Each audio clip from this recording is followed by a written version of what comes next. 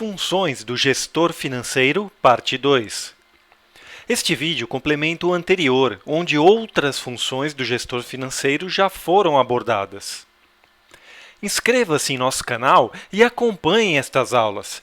No vídeo anterior, abordamos concessão de crédito, cobrança e gestão do caixa.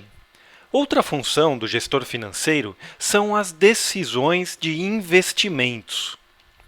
Baseado no capital que a entidade dispõe, o administrador financeiro precisa tomar dois tipos de decisões de investimento: decisões de poupança e decisões de investimento de longo prazo.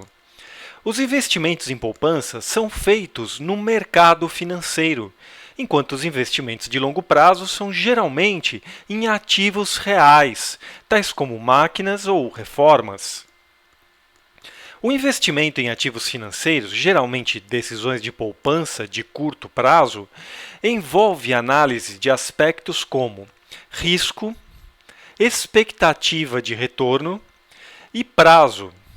Compete ao gestor analisar estas variáveis para optar entre um ou outro tipo de investimento, entre os disponíveis no mercado.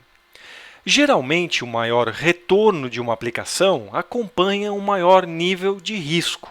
Porém, o gestor pode optar por um outro investimento de menor risco e retorno em função, por exemplo, do fator prazo, que poderia ser menor, mais curto.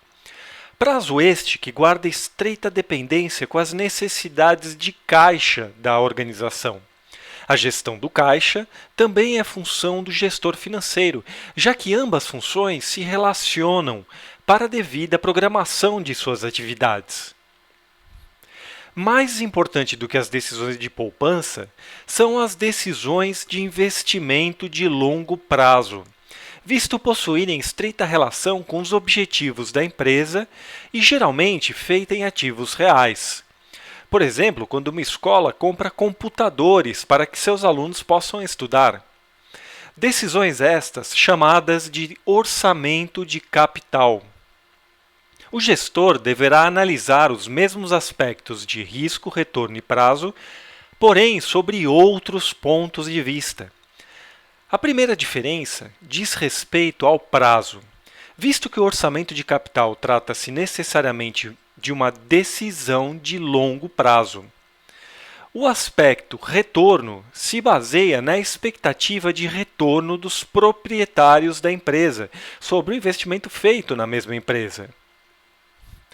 Uma ou mais propostas de investimento são enviadas ao gestor financeiro para que ele analise qual delas é mais vantajosa para a empresa, dentro das características específicas da organização nestes itens discutidos. A gestão de custos e preços é o acompanhamento feito pelo gestor financeiro dos atuais custos dos produtos e ou serviços oferecidos pela empresa, bem como seus respectivos preços de venda.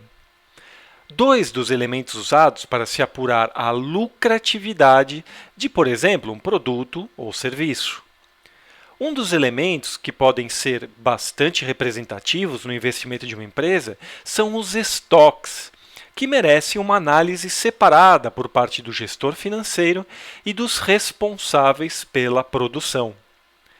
Para determinar o preço de venda, o gestor analisa a lucratividade de cada um dos seus produtos e serviços, ou seja, qual a contribuição que cada um deles dá para os resultados da organização.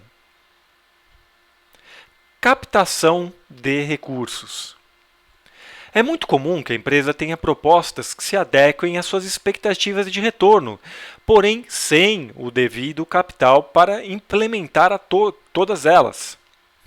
Nesta situação, o gestor pode buscar outras fontes de capital fora da organização para que estas propostas se materializem.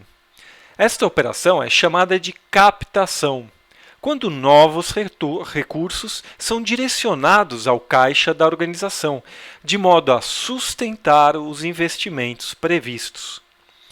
Esses recursos podem ser enviados de três formas: quando a empresa vende ativos, transformando seu valor em dinheiro, quando os sócios enviam valores adicionais para a empresa e quando algum empréstimo é obtido, com um banco, por exemplo.